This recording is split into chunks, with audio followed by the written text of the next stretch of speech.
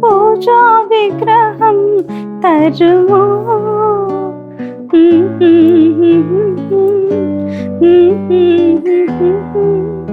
ലാ ലാ ലാ ലാ ലാ ലാ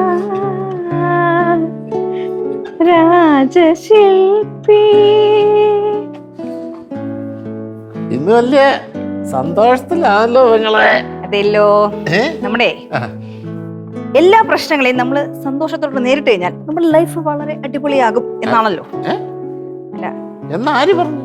വേറെ ആരുമില്ല, ഞാൻ തന്നെ പറഞ്ഞതാ. എന്റെ അനുഭവത്തിൽ നിന്നും ഞാൻ മനസ്സിലാക്കിയ ഒരു ഫാക്ട് ആണ്. പിന്നെ എന്തൊക്കെയുണ്ട് വിശേഷങ്ങൾ? സുഖമാണോ എല്ലാവർക്കും?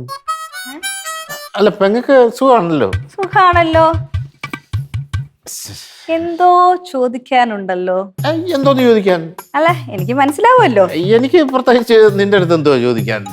എന്തെങ്കിലും ചോദിക്കാനുള്ളപ്പോഴേ ചേട്ടൻ ഈ മുഖവരെയും ഇത്തരത്തിലുള്ള ആ മുഖമൊക്കെ വരത്തുള്ളൂ. പറ, കാര്യം പറ, കേക്കട്ടെ. അല്ല എനിക്ക് ചോദിക്കാനുള്ളത് എന്താന്ന് വെച്ചാലേ, നിനക്ക് എപ്പോഴെങ്കിലും ഒരു കൂട്ട് വേണം എന്ന് തോന്നിയിട്ടുണ്ടോ? എനിക്ക് കൂട്ടുന്ന ആൾക്കാരൊക്കെ ഉണ്ടല്ലോ ഇവിടെ. രവിയേട്ടനുണ്ട്, മക്കളുണ്ട്. അല്ല അങ്ങനത്തെ കൂട്ടല്ല. പിന്നെ അതായത് ഒരു പെൺകൂട്ട്. പെൺകൂട്ടോ? ആ പെൺകൂട്ട്. ഒരു ചേച്ചിയോ ഒരു അനിയത്തിയോ ഒരു നാത്തൂനോ, അങ്ങനെ ഒരു പെൺകൂട്ട്. എത്ര ആഗ്രഹിച്ചിട്ടുണ്ടെന്നറിയോ? എന്റെ ലൈഫിലെ ഏറ്റവും വലിയ ആഗ്രഹങ്ങളിൽ ഒന്നായിരുന്നു എനിക്കൊരു ചേച്ചിയെ കിട്ടുന്നുള്ളത്. പണ്ട് കൊച്ചുകുട്ടിയായിരിക്കുമുണ്ടല്ലോ, നമ്മുടെ അമ്പലത്തിൽ പോയിട്ട് ഞാൻ സ്ഥിരമായിട്ട് വഴിപാട് കഴിപ്പിക്കുന്ന ഓർമ്മയുണ്ട്. അതെന്തോന്നായിരുന്നറിയോ? എനിക്കൊരു ചേച്ചിയെ തരണേ, ഞാൻ ദൈവത്തിനോട് പ്രാർത്ഥിക്കാൻ. ഞാൻ എന്നിട്ട് അമ്മയടുത്ത് പോയി പറഞ്ഞേ, അമ്മ എനിക്കൊരു ചേച്ചിയെ പ്രസവിച്ചു തരുമെന്ന്. അമ്മ പറഞ്ഞു ഒരു രക്ഷയില്ല നിന്നെ. അമ്മ അന്നൊരു കാര്യം എന്നോട് പറഞ്ഞു, കുറച്ചുകൂടെ വലുതാവുമ്പോ നിന്റെ ചേട്ടൻ ഒരു ചേച്ചിയെ കല്യാണം കഴിച്ച് കൊണ്ടുവരും, ആ ചേച്ചിയായിരിക്കും നിന്റെ ചേച്ചി. അത് പോയിന്റ്. പക്ഷേ നടന്നില്ലല്ലോ, ആ പ്രതീക്ഷയൊക്കെ പോയതുകൊണ്ട്. അത് പക്ഷെ അമ്മ പറഞ്ഞ ഒരു പോയിന്റ് ആയിരുന്നു. എന്ത് പോയിന്റ്? ഒരു നല്ലൊരു നിനക്കൊരു കൂട്ടുണ്ടായി കിട്ടാനേ, ഒരു പെൺകൂട്ട്.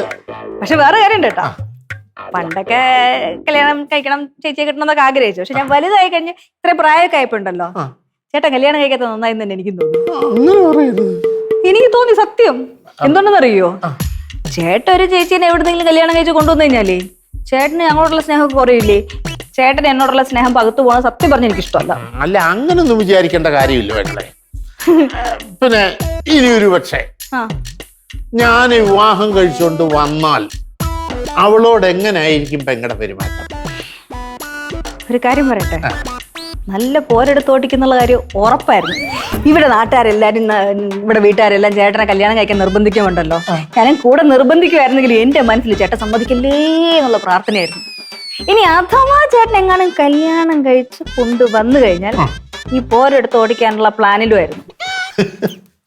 എന്തായാലും അതിന്റെ ഒന്നും ആവശ്യം വന്നില്ല അല്ലേ? അല്ല അതിനകത്ത് ഞങ്ങൾക്ക് ഒന്നുകൂടെ ഒന്ന് പുനർചിന്തനം. ഇനിയിപ്പോ ചേട്ടൻ ഇത്ര പ്രായമൊക്കെ ആയില്ല, ഇനി പുനർചിന്തനത്തിന്റെ ആവശ്യമില്ല. സേഫ് ആണല്ലോ നമ്മള്. ചേട്ടന്റെ സ്നേഹം എനിക്ക് മാത്രം, മണിക്കുട്ടന് മണിക്കുട്ടി, അത് മതി അല്ലേ? എന്റെ ചേട്ടന്റെ സ്നേഹം എനിക്ക് മാത്രം മതി.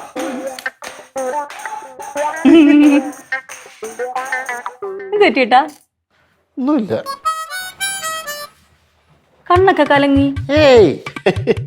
അത് നീയായിട്ട് ഈ വർത്താനം പറഞ്ഞതിന്റെ ഒരു സന്തോഷം.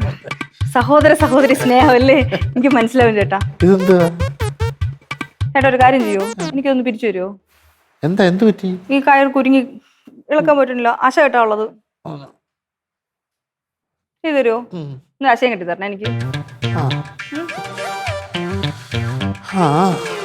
നമുക്ക് മാത്രം കെട്ടൊന്നും നടക്കുന്നില്ല.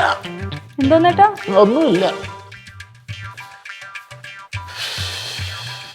ചിരിയും മൊഴിയും ചേരും തട്ടുപൊളിപ്പൻ കൂടാണേ.